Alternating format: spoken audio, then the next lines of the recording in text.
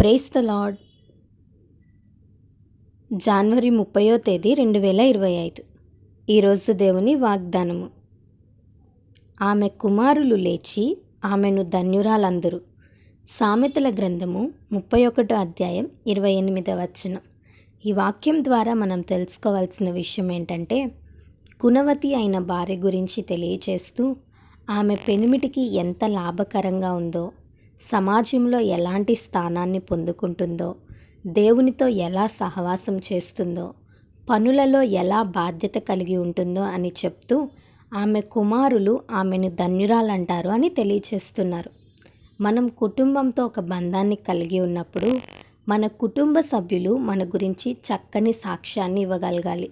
ఈరోజు ఈ వాక్యం వింటున్న నీ గురించి నీ ఇంటి వారు ఎలాంటి సాక్ష్యాన్ని ఇస్తున్నారు?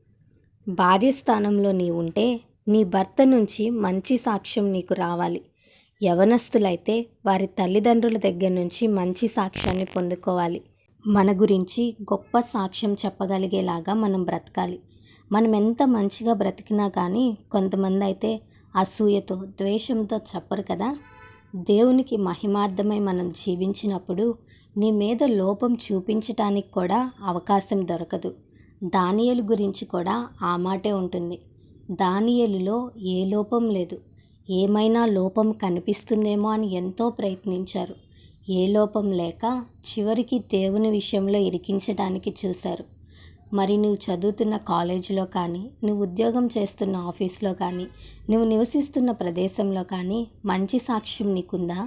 నిన్ను చూసినప్పుడు ఇలాంటి వ్యక్తి మా కుటుంబంలో కూడా ఉంటే బాగుండు అని అనుకోవాలి.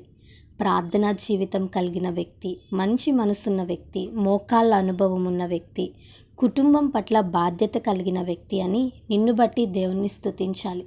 ఇప్పటి వరకు అలాంటి సాక్ష్యం లేకపోయినా ఇక నుంచి అయినా దేవునికి మహిమకరంగా జీవించి గొప్ప సాక్ష్యాన్ని పొందుకుందాం.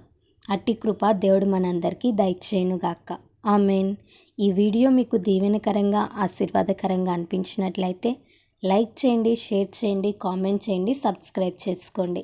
మీ ప్రార్థన అవసరతలను మాకు కామెంట్ రూపంలో తెలపండి. మీ కొరకు తప్పక ప్రార్థిస్తాం. God bless you.